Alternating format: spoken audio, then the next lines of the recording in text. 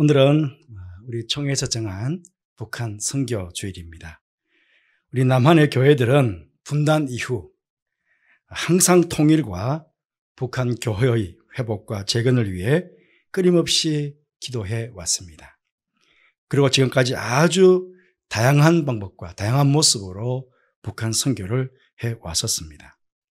하지만 그럼에도 우리 한국교회는 통일 이후 북한 선교와 북한 교회 회복과 재건을 위해서 실질적인 준비를 해오지 못하고 있는 것도 사실입니다. 그동안 북한에서의 정치적인 상황은 김일성, 김정일, 김정은으로 세습된 독재 정권이 무너지지 않고 세계에서 기독교를 가장 악랄하게 박해하는 나라로 여전히 건재하고 있습니다. 여러분, 전 세계 국가 중에 기독교를 제일 박해하는 나라가 어느 나라인지 아십니까? 오픈도어 선교회에서 해마다 조사해서 발표합니다. 그런데 그 1등이 언제나 북한입니다. 18년째 지금 북한이 1등입니다. 그리고 2등이 아프가니스탄. 그렇게 이제 이슬람권 나라들이 이어집니다. 특히 김정은이가 집권 이후에 공식적인 남북한 교회의 교류는 끝이 났습니다. 한국교회 목회자들이나 성도들이 북한에 입국했다고 하는 소식은 이제 더 이상 들리지 않고 있습니다. 그러다 보니 한국 교회의 북한 선교에 대한 동력이 많이 떨어지고 있지 않나 하는 생각을 해보게 됩니다. 정부에서 발표한 현재 한국 교회의 공식적인 숫자는 약 5만 5천 개 정도입니다. 저는 8만 교회가 넘는다고 알고 있었는데 정부에서 발표한 공식적인 통계는 5만 5천 개쯤 됩니다. 이 중에 북한 선교에 참여하고 있는 교회 수는 약 800여 교회입니다. 여기서 말하는 800교회는 통일과 북한 선교를 위해 기도하는 교회만 일컫는 것이 아니라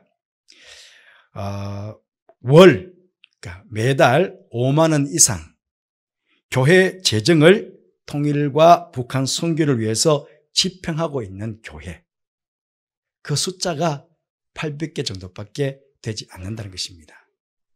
5만 5천 교회 중에 약 5만 4천 교회는 재정적으로 북한 선교에 참여하고 있지 않다 하는 것입니다.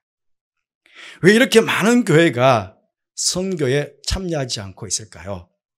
작년에 기독교 통일 지도자 훈련센터에서 한국의 500교회를 대상으로 조사했습니다. 그런데 북한 선교를 하지 못하는 이유가 재정이 없어서가 아니라 정보가 부족해서라는 조사 결과가 나왔습니다. 북한 선교에 참여하고 싶지만 어떻게 해야 할지를 모르겠다는 것입니다.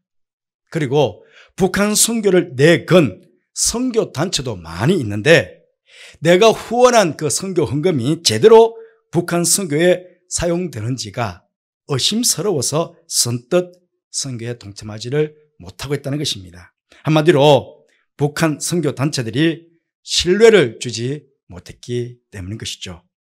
그렇다면 이런 여러 가지 부정적인 이유 때문에 한국 교회가 북한 선교를 잠시 쉬어야 할까요?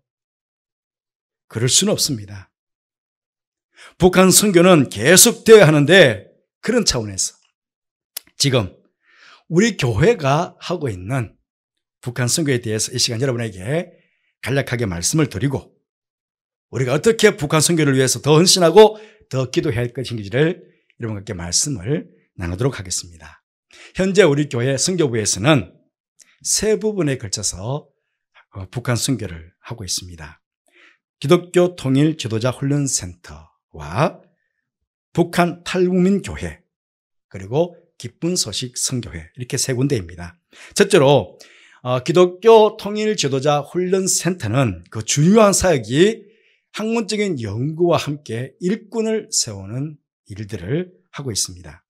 북한 선교를 위해서는 통일과 통일 이후를 준비해야 되는데 그러기 위해서는 일꾼을 훈련하고 세우는 일이 무엇보다 중요합니다. 그래서 기독교 통일 지도자 훈련센터는 이건 지금 숭실대학교 내에 있습니다. 그래서 석사 과정, 박사 과정을 통해서 전문 인력들을 훈련하고 있습니다.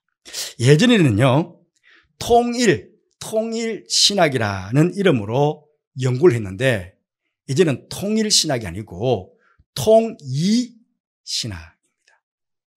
다를 이자입니다. 다른 것을 통일시키는 신학. 통이신학이라고 해서 학문을 연구하고 있습니다. 서로 다르잖아요. 벌써 70년이 지났어요. 71년이 지났어요. 서로 다른 남과 북이 서로의 다른 민족 정체성을 이해하고 서로의 다름을 존중하며 서로 포용하면서 통일 조국을 이루어갈 수 없는가 하는 이 방법들을 모색하고 있는 것이죠. 몇 가지 예를 들어보면요. 이 남과 북이 통일된 이후에 사회가 통합이 돼야 되지 않습니까? 사회가 통합되기 위해서는 남한 사람과 북한 사람들이 사용하고 있는 언어, 행동 양식 이런 것들을 서로 비교해서 서로가 이질감 없이 같은 민족적 정체성을 가질 수 없는가 하는 것들을 연구해야 되지 않겠습니까? 그러니까 이런 연구들을 하고 있다는 것이죠. 남과 북의 교육, 사회, 문화, 복지 정책 다 다릅니다. 이게 비교해서 남북한 서로가 이질감을 극복하고 같은 교육제도, 어떤 같은 사회제도, 같은 문화제도를 이룰 수 없는가 하는 것들을 연구하는 것이죠. 또 북한 사람들에게 효과적으로 복음을 전할 수 있도록 북한 사람들의 언어, 예술, 문화, 사회생활, 언론, 가족, 관계 등등을 분석해서 선교 전략을 세우고 있습니다. 그리고 주체사상. 참 심각하죠. 주체사상이 의식화된 북한 사람들에게 자유, 민주, 평화가 뭔지 이 정신을 함양시킬 수 있는 교육적 방법을 개발하고 이걸 실천할 수 있는 방안들을 모색해 나갑니다. 그러니까 굉장히 실제적이죠. 이 실제적인 주제를 가지고 연구하고 또 석박사 과정에 있는 사람들을 가르치고 함께 훈련하면서 세워가는 그 일들을 기독교 통일 지도자 훈련센터에서 하고 있습니다. 그러니까 얼마나 실제적인 것을 지금 준비하고 있을까요? 그리고 두 번째로는 탈북민 교회입니다. 이미 아마 북한은 우리나라에 있는 탈북민 교회를 다 알고 있을 것입니다. 그래도 이 자리에서 공식적으로 교회 이름을 덜먹이거나 목회자 이름을 덜먹일 수는 없습니다. 공개적으로는. 그래서 우리 교회가 지금 탈북민 교회를 한 교회를 돕고 있고 그리고 우리 성도들의 가정에서 제게 부탁이 왔습니다. 탈북민 교회를 돕고 싶은데 혹시 도울 분 없느냐고. 그래서 한 교회를 제가 소개해 드렸습니다. 그래서 우리 교회는 실질적으로 지금 탈북민 교회 2교회를 돕고 있습니다. 지난달 5월 30일 주일에 북한 선교하시다가 북한에 억류되어 큰 고통을 당하셨던 임현수 목사님 오셔서 지금은 탈북민 신학생들을 돕고 있다는 말씀을 하셨습니다. 그 사역과도 일맥상통하는 그런 사역인 것입니다. 사실 지금 탈북민들은 북한과의 관계 때문인지는 모르지만 정부로부터는 찬밥 신세를 면치 못하고 있습니다. 2년 전에 제가 탈북민 목회자들이 좀 많거든요. 우리 나라에. 그 목회들 수련회 때 잠시 제가 참석해서 그분들과 교제를 나눈 적이 있었습니다. 그때 이 탈북민 목사님들을 보니까요. 이 북한 선교에 대한 열정이 얼마나 대단한지요. 그게 막 느껴지더라고요. 지금 우리 한국에는 탈북민 교회 연합체가 북한 기독교 총연합회입니다. 북한 기독교 총연합회. 제가 지난 5월 30일 날 그러니까 마지막 주일 때 주보에다가 그 설교 요약 부분에 제가 이 한국 내에 있는 남한 내 탈북민 교회에 대해서 간략하게 거기 요약해서 올려드린 적이 있습니다. 그런데 어떻게 보면요. 지금 탈북민 교회 또 탈북민 목회자들 그리고 그곳에 있는 성도들 어쩌면 지금 70년 동안 한국 교회가 기도해 왔는데 이 기도의 열매이고 선교의 열매입니다. 따지고 보면 우리가 북한 선교를 위해서 그렇게 기도해 왔으니까 탈북민들 가운데 목회자가 생겨지고 그들의 교회가 생겨지고 지금 거기서 예배를 드리는 일들이 일어난 것 아니겠습니까? 특히 김일성이 죽고 여러분 아시는 대로 1994년부터 북한에는 고난의 행군이 시작이 되었습니다. 그때 아마 여러분 소식들을 다 들어보셨겠지만 북한 땅에는 100만 명이 넘는 사람들이 굶어 죽었다는 이야기가 있습니다. 어떤 분들은 아마 300만 명 가량이 죽었을 것이다. 그렇게 보는 분들도 있습니다. 굉장히 많은 사람들이 그때 죽었습니다. 그래서 거기서 죽나, 뭐 탈북하다가 죽는 건 마찬가지라고 해서 도망간 압록강을 넘어서 탈북해온 분들이 많거든요. 그분들이 중국과 삼국을 통과해가지고 지나서 우리 한국에 많이 들어왔습니다. 초창기는 그때 어떻게 보면 지금은 이제 브로커들이 중간에 개입도 하지만 초창기에는 거의 선교사님들의 도움을 중국에 있는 선교사님 도움들을 많이 받았죠. 그래서 선교사님들로부터 탈북해 오면서 복음도 접하게 되고 또 우리 한국에 와서는 한국교회에 많은 도움을 받아서 정착하게 된 것입니다. 지금 이 땅에 공식적으로 탈북민들이 작년 말 20년 12월 말 기준에서 31,516명이 전국에 흩어져서 지금 살고 있습니다.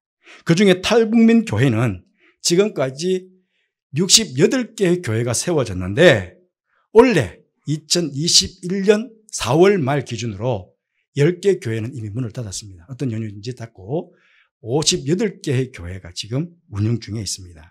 그리고 전체 교인 수는 성인이 1,340명, 아동이 413명, 그래서 총 공식적으로 북한 교회에 등록되어 있는 숫자입니다. 1,753명이 지금 신앙생활을 하고 있습니다. 이 탈북민 교회들이 하는 주사역은 대한민국에 입국한 탈북민들을 돕고 복음하는 사역을 하고 있고요. 중국 내에 있는 탈북민들을 복음하는 사역도 하고 있고 생존과 자유를 위해 탈북하는 탈북자들을 구출해내는 그런 사역도 하고 있고 또 북한 땅에 있는 가족들을 돌보는 사역도 하고 있습니다. 이 북한 기독교 청년합회 비전도 대단합니다. 탈북민들은 다 탈북하기 전에 고향이 있잖아요. 다 각자 북한에 고향이 있습니다. 그래서 하나님 때에 통일이 되면 각자 고향으로 가서 북한 땅에 무너진 교회를 재건하는 일들을 하겠다 하는 것이죠. 그리고 이 공산 독자에서 얼마나 많은 고통을 당했습니까? 그러니까 상처받은 민족과 그 땅을 하나님의 사랑으로 치유하여 세계 최악의 기독교 박해국에서 열방을 주께로 돌아오게 하는 선교하는 국가로 김일성 무상이 통치하던 국가에서 하나님의 통치를 이루는 나라로 세워가는 그런 비전을 가지고 지금 북한 땅을 바라보고 기도하고 준비하고 있습니다. 하지만 지금 현재 탈북민 교회 상황은 아주 열악하기만 합니다. 무엇보다 정부로부터도 좋은 대접받지 못하고 한국인들 안에서도 이 이박인 취급받을 때가 많습니다. 탈북민들은 같은 민족인도 불구하고 그러니까 이중 삼중고를 사실은 겪고 있죠. 이번 코로나19 때문에 경제적으로 더 힘들어진 교회가 많이 있습니다. 58개 교회의 어떤 재정적인 상황을 보면 2020년 그러니까 작년 12월에 결산하지 않았겠습니까? 그런데 월 평균 매주가 아니고 월 평균 헌금 수입이 200만 원 이하인 교회가 58개 교회 중에 34개입니다. 그 70% 육박하는 교회가 그러니까 한 주에 50만 원의 헌금이 채 거치지 않는다는 겁니다. 200만 원에서 300만 원 교회가 4교회, 300만 원에서 400만 원 교회가 4교회, 200에서 300에서 5개, 300에서 400만 원은 4개, 400만에서 500만 원 교회는 4개, 500만 원 이상 교회 5개. 그렇게 탈북민 교회가 재정 상황이 이렇게 되어 있습니다. 500만 원이 매달마다 500만 원이 넘는다고 해도 한 주에 100만 원 조금 넘는 헌금이 거론되는 것이죠. 그러니 따지고 보면 얼마나 이게 열악합니까? 그중에 이 교회가 58개 중에 44개 교회가 임대교회입니다. 그 전세로 들어가서. 그런데 임대료가 말이죠. 우리 서울 도시에는 한 달에 113만 원 평균이. 그 200만 원 헌금 중에 113만 원 임대료 내고 그리고 교회 관리비, 뭐 행정비용, 사역비 등을 하고 나면 목회자 생활비는 아예 없는 거죠. 그럼에도 불구하고 이 탈북민들과 함께 사역하고 있는 분들 이야기를 들어보면 이미 탈북민들은 죽음을 각오하고 탈출해 오면서 삶과 죽음의 고비들을 숱하게 넘어본 사람들이니까 죽음에 대해서 우리처럼 그렇게 막 두려 떨지 않는다는 겁니다. 그 타부민 목회자들은 지금 어찌 보면요, 순교자적 사명을 가지고 있다. 그렇게 얘기를 합니다. 그래서 이분들이 통일되면 북한 복음화에 가장 적합한 일꾼들이 될 수 있다. 그래서 지금 한국교회가 북한 선교에 관심이 있다면 이 타부민 선교에 힘을 쏟아야 한다. 그렇게 이야기들 합니다. 그런데 지금 우리 교회는 제 교회가 한 군데, 우리 성도들의 가정이 한 군데, 그렇게 두 교회를 돕고 있다는 것 기억해 주시면 좋겠습니다. 세 번째로는 기쁜 소식 선교회입니다. 여러분 아시는 대로 2008년에 우리 통합교단 내에 있는 전국 남선교연합회에서 북한의 봉수교회를 여러분 우리 통합 측에서 세웠습니다. 봉수교회. 들어보셨죠? 이 기쁜 소식 선교회는 남선교회 전국연합회 회장단들이 중심한 선교회입니다. 그러다 보니까 이 기쁜 소식 선교회를 중심으로 북한의 봉수교회를 세우게 된 것입니다. 지금은 북한 교회와 전혀 왕래가 없어서 이 봉수교회에서 예배를 드리는지는 알 수가 없지만 기쁜 소식 선교회는 봉수교회와 평양에 두 교회가 있습니다. 칠골교회. 그러니까 봉수교회와 칠골교회를 유지 보수하는 일들, 그리고 특별히 북한의 성경 찬송가를 보급하는 일들, 여러 사회복지 사업을 지금 하고 있는데 지금 못하고 있죠. 여러분 제가 북한 성경 찬송가를 가져왔습니다. 거기서 사용하는 조선기독교 교도연맹 중앙위원회에서 발간하는 성경인데요. 이 성경 찬송은 거기서 만든 게 아니고 우리 한국에서 만들어서 북한에다가 우리 한국 걸 가지고, 이게 다 한국 재료들입니다. 재료를 가지고 북한에 준 것입니다. 그리고 봉수교회를 세우면서 만 권의 성경책을 준비했어요. 그때 우리의 비전은 자꾸 성경책을 만들어서 주다 보면 그때는 이 성경보다 얇습니다. 우리 한국 종이가 더 좋은 질레에서 잘 만들어서 보내는데, 그러면 이걸 계속 만 권씩 계속 보내다 보면 어느 순간인가 북한 지하교회 성도들에게도 알게 모르게 전달될 수 있을 것이다. 그래서 어쨌든 될 수 있으면 빨리빨리 이 성경 찬송을 받을 때, 북한에서 받을 때 빨리빨리 만들어서 계속해서 보급하자. 그런 생각들이 있었거든요.